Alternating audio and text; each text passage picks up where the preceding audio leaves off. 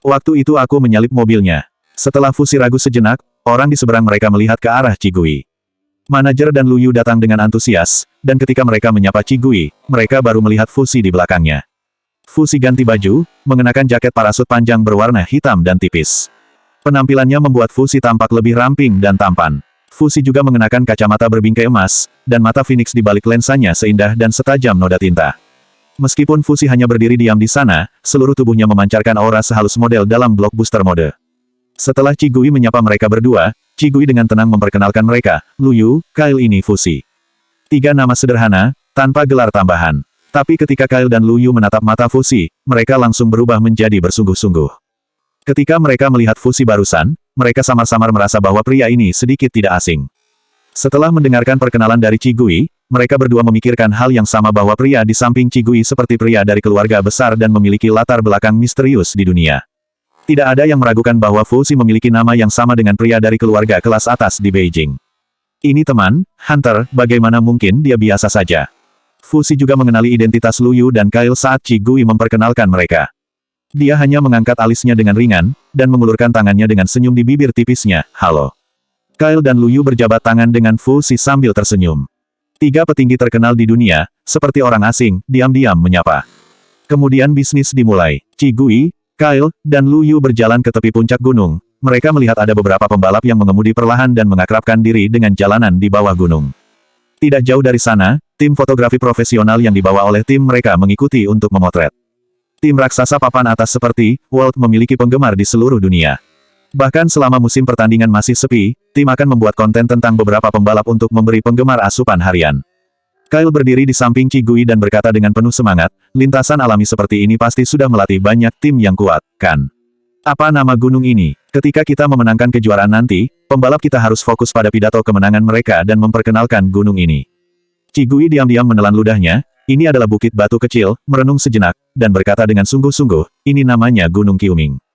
Sudut mulut Lu Yu bergetar, jangan bilang, ada dewa mobil bernama Fujiwara Takumi di gunung ini. Cigui meliriknya dan masih dengan wajah yang bersungguh-sungguh dia berkata, sejujurnya, aku hampir melewati mobilnya saat itu. Kakci, Lu Yu terdiam. Manajer belum melihat anime itu, jadi dia tidak mengerti sama sekali, dan memandang keduanya dengan bingung, apa yang kalian bicarakan?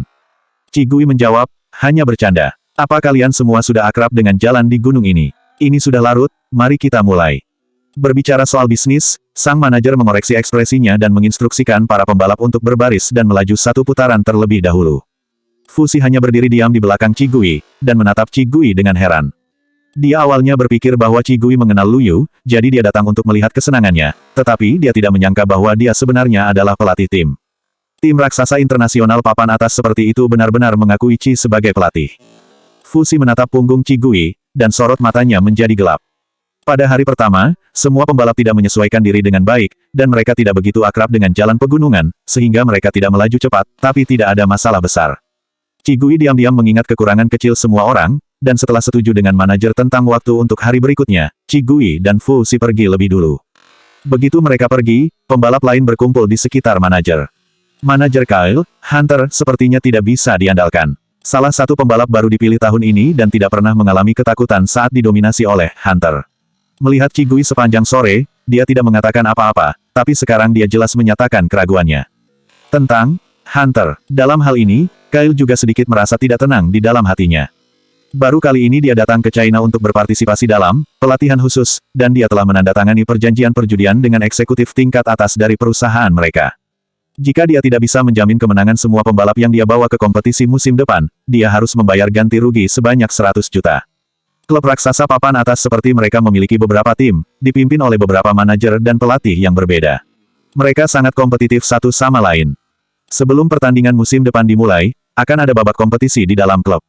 10 pembalap teratas akan memulai kompetisi, dan pembalap kelas 2 akan pergi dengan tim lain sebagai pembalap pengganti. Pembalap yang tertinggal lebih jauh hanya dapat tinggal di klub untuk melanjutkan pelatihan, atau berpartisipasi dalam beberapa kompetisi kecil.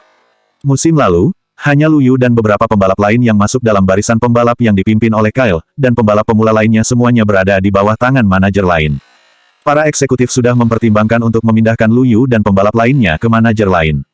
Artinya, hubungan Lu Yu dengan Kyle sangat tidak disetujui oleh manajemen atas.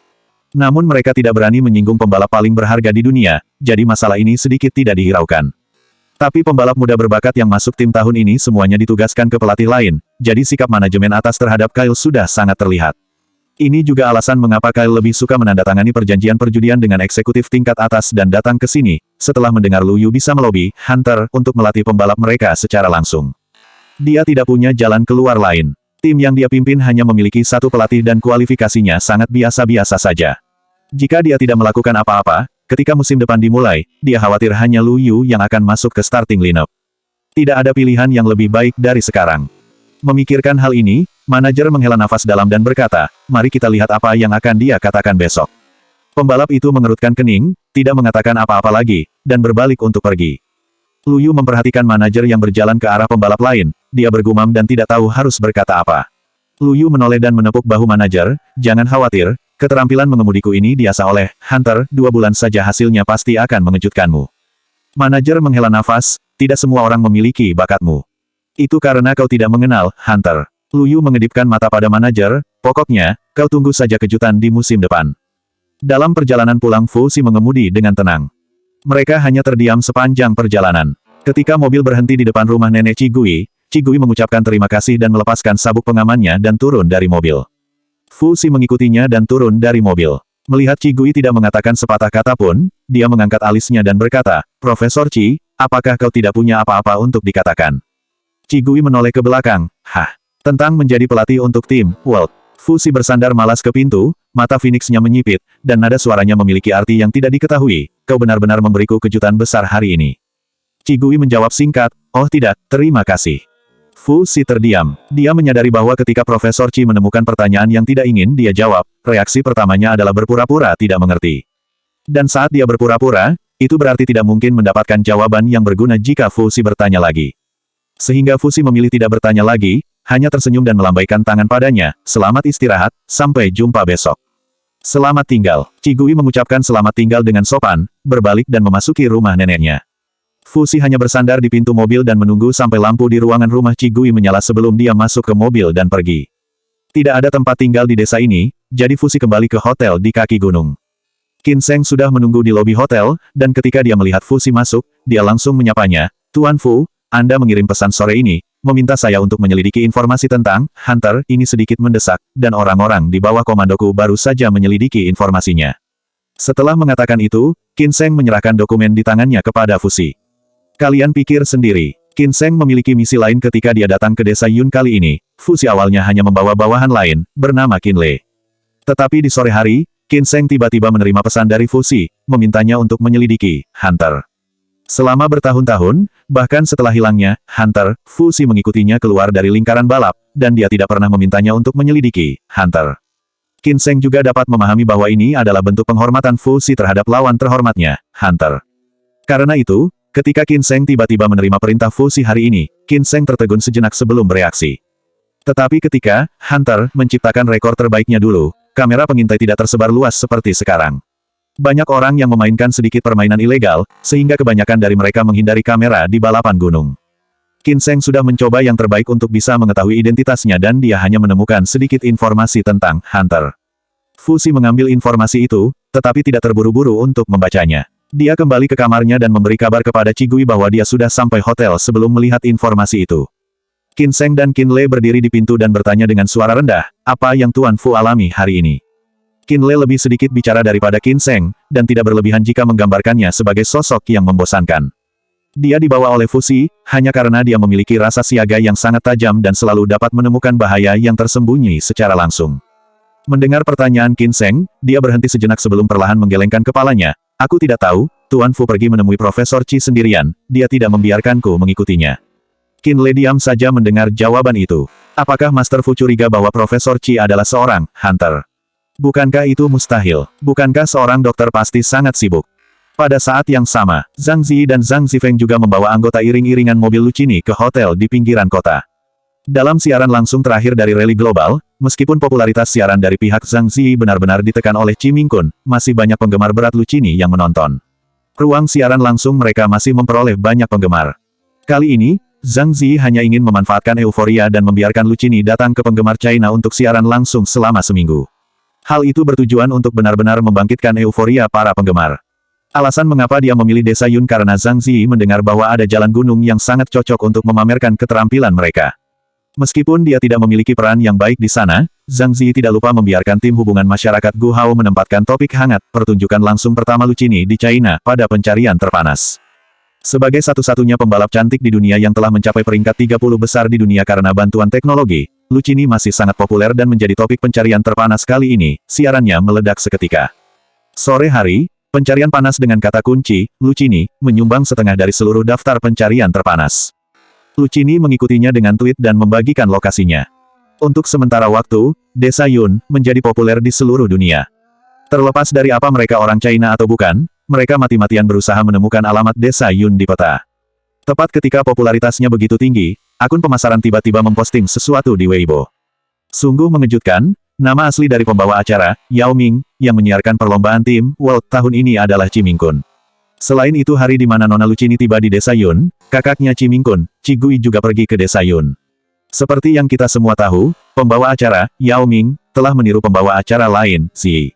Kali ini, saat pembawa acara, Ziyi, mengundang Nona Lucini, kakak perempuannya juga segera pergi ke desa Yun. Coba kalian pikirkan itu. Jangan membuat mereka mendapatkan popularitas. Begitu postingan ini keluar, berita itu langsung meledak di internet. Bagaimanapun, rally internasional baru saja berakhir, dan ruang siaran langsung milik Yao Ming, yang menyiarkan balapan tim World, dan ruang siaran langsung milik Ziyi, yang menyiarkan tim Angel, berada pada level tertinggi. Meskipun ada berita yang meledak di internet, tetapi Chi Gui tidak terpengaruh sama sekali. Chi Gui dan Fu Xi memang tidak menggunakan Weibo mereka sejak awal. Ada banyak orang asing di tim Luyu, sehingga sedikit dari mereka yang tahu bahasa China, bahkan mereka tidak tahu cara membacanya. Di sisi lain, ketika Kyle sedang browsing di Twitter, dia melihat promosi yang disiarkan Lucini di desa Yun tempat mereka tinggal, dikatakan Lucini tinggal selama 1 minggu. Lucini dan yang lainnya juga ada di sini.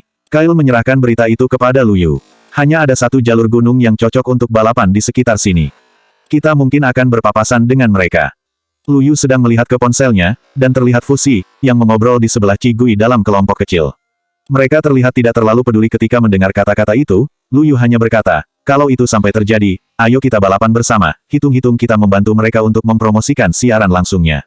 Ini sudah biasa di antara tim papan atas. Meskipun semua orang berjuang mati-matian di jalur balap, hubungan pribadi mereka baik-baik saja. Bagaimanapun, kekuatan dan popularitas mereka cukup sama. Saat melakukan aktivitas, mereka sering saling membantu untuk mempublikasikan dan membangkitkan suasana. Peringkat internasional tim balap Lucini hanya sekitar 30 besar, itu sangat jauh dari tim di puncak piramida seperti Luyu, sehingga cukup sulit untuk bertemu mereka selama aktivitas normal. Di masa lalu, ketika Luyu dan yang lainnya bertemu dengan pembalap wanita seperti itu, mereka akan memilih untuk menghindarinya untuk mencegah rumor palsu menyebar luas. Tapi bagaimanapun juga ini adalah kampung halaman Chi Gui. Seseorang melakukan siaran langsung untuk mempromosikan kampung halaman Kakci, dan Lu Yu masih mau bekerja sama. Kyle mendengar kata-kata itu dan tidak mengatakan apa-apa. Dia berpikiran sama dengan Lu Yu. Setelah Zhang Ziyi menyelesaikan sedikit pekerjaannya, dia dan Zhang Zifeng pergi ke kamar Lucini untuk membahas rencana perjalanan besok. Kita akan memulai siaran langsung besok, dan mungkin kita akan berpapasan dengan tim kecil itu. Zhang Zifeng mengerutkan kening dan mengungkapkan kekhawatirannya, haruskah kita mengubah rencana kita ke jalur gunung yang akan kita lewati? Agar tidak berpapasan dengan mereka. Lucini tidak berbicara. Ada banyak tim di dunia balap yang hanya ingin terkenal karena popularitas mereka dan menghasilkan banyak uang dengan cepat, dengan cara mengiklankan dan mensponsori mereka. Manajer Lucini juga sakit kepala, jelas tidak mungkin untuk mengubah rencana ke jalan gunung, hanya jalan itu yang paling cocok di tempat ini. Mari kita siarkan besok saat makan siang, ketika lalu lintas sangat ramai, dan kalian tidak perlu khawatir bertemu dengan tim itu. Lucini setuju datang ke China dan mengikuti siaran langsung kali ini, salah satunya untuk membuka pasar China yang lebih baik. Dia tidak boleh memiliki kesan yang tidak menyenangkan dengan para tim lokal. Jika tidak, selama pihak lain sedikit mengejar ritme mereka, mereka dapat menyaingi ketenaran Lucini. Setelah diskusi selesai, Zhang Ziyi dan Zhang Zifeng pergi. Setelah itu Lucini berbicara, bagaimana negosiasi dengan tim World? Apakah Luyu bersedia menunjukkan wajahnya di siaran langsung kita kali ini? Untuk mendapatkan popularitas lebih, sebelum datang ke China, Lucini selalu ingin mengundang Luyu untuk live streaming dengannya, bahkan jika dia hanya menunjukkan sedikit wajahnya. Lagi pula, dengan popularitas besar Luyu di China, hanya dengan menunjukkan wajahnya saja bisa melipat gandakan popularitas siaran langsungnya. Tetapi setiap kali manajer pergi untuk berbicara, dia ditolak oleh pihak Luyu. Tetapi manajer dan Lucini tidak pernah menyerah dan tetap berhubungan ketika mereka datang ke China. Manfaat besar yang mereka dapatkan jika bekerja sama dengan Lu Yu cukup layak meski mereka harus memohon hingga dipermalukan. Mendengar ini, manajer menghela nafas. Lu Yu dan manajernya telah pergi ke sesi pelatihan khusus rahasia, dan bahkan orang-orang di klub mereka sendiri tidak dapat menghubungi mereka. Jangan melaju turun. Lucini mengerutkan kening dan menghela nafas kesal. Keesokan harinya, Qigui bangun pagi-pagi. Saat dia berada di rumah neneknya dulu, dia selalu bangun 1 jam lebih awal dari sebelumnya. Selain untuk olahraga lari di pagi hari, ia juga merawat tanaman yang ada di sana. Setelah itu dia pulang dan membuat sarapan. Setelah sarapan siap, biasanya neneknya akan bangun. Meski neneknya sudah tiada, Qigui masih mempertahankan kebiasaan ini. Dia mengambil beberapa sayuran segar dari ladang, membuat bubur sederhana di rumah, lalu menumis sayuran, dan kentang yang dia bagi menjadi 2 porsi piring kecil. Begitu masakannya sudah matang, Fusi muncul di depan pintunya. Fusi mengenakan jaket tipis berwarna abu-abu, dan poninya diturunkan sedikit untuk menyembunyikan aura dingin dan keganasan di mata Phoenix-nya. Dia tampak lembut dan awet muda. Melihat Qigui, dia tersenyum dan mengangkat tangannya untuk menyapa, "Pagi, Profesor Qi." Qigui sudah terbiasa dengan kedatangan Fusi yang tiba-tiba, "Pagi." Qigui berbalik dan pergi ke dapur. Fusi tersenyum dan mengikuti. Dinding rumah nenek Qigui hanya berupa dinding bambu, dan pintunya juga terbuat dari kayu. Ada beberapa bangku dan meja kayu di halaman. Pengerjaannya tidak cukup bagus, tetapi gayanya sangat unik dan memiliki keindahan yang aneh. Tata letak perabotan di rumah terlihat sederhana, tetapi sangat layak dan membuat orang merasa sangat nyaman saat berjalan masuk. Bahkan jika dia belum pernah bertemu nenek Qigui, Fusi dapat membayangkan bahwa wanita tua itu adalah orang yang memiliki selera tinggi. Tidak mengherankan bahwa bakat seperti itu dapat diturunkan ke Qigui. Saat Fusi sedang berpikir, dia melihat Qigui mengeluarkan semangkuk bubur dan 2 piring sayuran. Dia meletakkannya di atas meja kayu di halaman depan rumahnya. Qigui benar-benar mengabaikan Fusi. Fusi terbatuk, "Profesor Qi, aku belum sarapan." Qigui tidak mengangkat kepalanya, "Nasi ada di dalam panci, kalau kau ingin makan, ambil saja sendiri." Fusi dengan patuh memasuki dapur, dan setelah beberapa saat, keluar dengan semangkuk nasi. Setelah keduanya selesai makan dalam keheningan, mereka pergi ke jalan gunung kemarin. Tim World sudah tiba. Hanya saja tidak ada dari mereka yang bergerak, mereka semua berdiri di sana, baik Lu Yu maupun manajernya tidak menunjukkan ekspresi yang baik. Melihat Qigui mendekat, salah satu pembalap berdiri, menatapnya dan berkata, "Aku lupa mengatakan kemarin, bagaimana kalau kau mencobanya dengan kami dulu?" Ucapan salah satu pembalap itu dapat dikatakan sedikit provokatif. "Hei," Lu Yu mengerutkan kening dan mencoba menghentikannya. Mereka baru saja membicarakannya. Lu Yu dan Kyle secara alami tidak setuju, tetapi pembalap lain dengan jelas mendiskusikannya dan menyetujui usulan pembalap itu. Ketika diskusi mereka menemui jalan buntu, Qigui tiba di sana. Jadi pembalap itu memberitahu Qigui secara langsung. "Lu, kau yang mencarinya, sedangkan kami tidak mengenalnya sama sekali." Pembalap itu memandang Lu Yu dan mengangkat dagunya, "Kalau kau ingin kami patuh dengan sukarela, pertama-tama bukankah kau harus membuat kami yakin dulu?" "Jangan katakan itu." Kyle juga datang untuk menghentikannya. Qigui mengangkat tangannya dan menghentikan Kyle yang akan melanjutkan ucapannya. Dia memandang pembalap itu dengan mata aprikotnya yang tenang, "Kau benar. Bagaimana? Apa kau ingin bertanding?" Melihat persetujuan Qigui, pembalap itu tersenyum dan menunjuk ke jalan pegunungan di belakangnya. "Aku tidak mau mempermalukan seorang wanita, ayo kita melaju turun. Selama kau bisa menyalipku, kau akan menang."